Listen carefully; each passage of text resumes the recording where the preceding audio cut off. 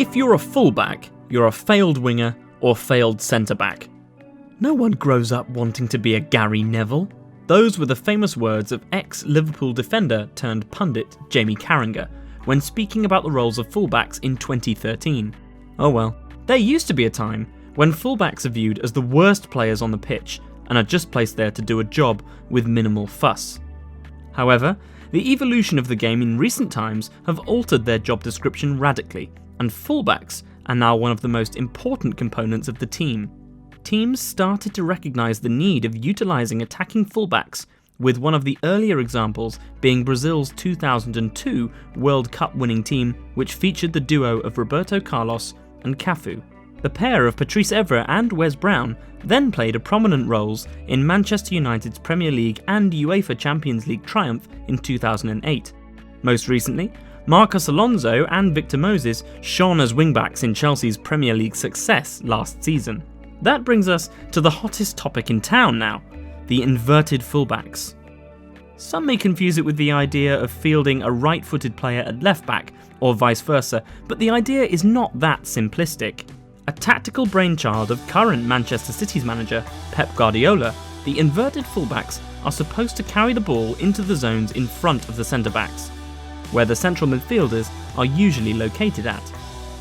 This means they will be more dynamic and exert more influence on the team, instead of staying out wide for the majority of the game, which traditional fullbacks do.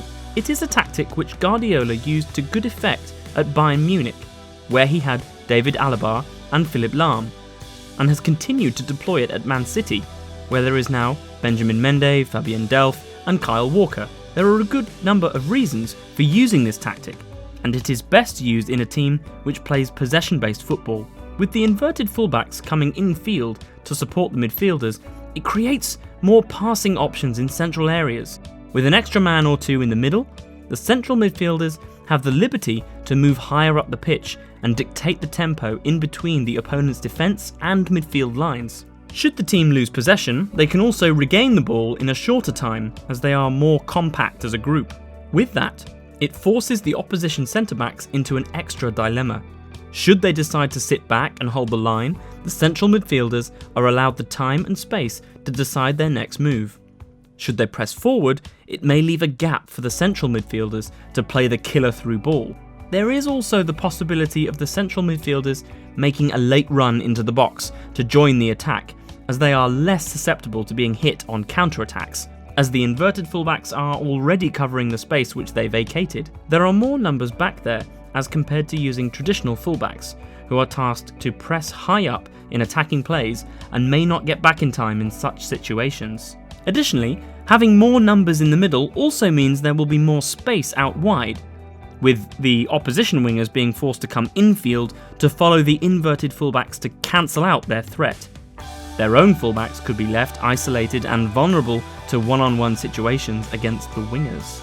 It works best when you have out-and-out wingers who possess both speed and trickery, something which Guardiola used to great effect at Bayern, where he had Frank Ribéry and Arjen Robben, and currently at City, where he has Leroy Sané and Raheem Sterling.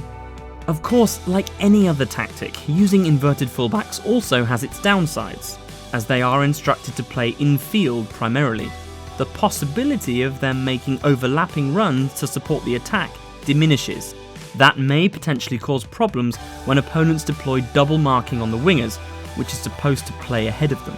It may also cause overcongestion in central areas. In certain matches where the opposition packs the midfield in numbers, a team may just need the players to stay wide and stretch them to pose a threat in the attacking third.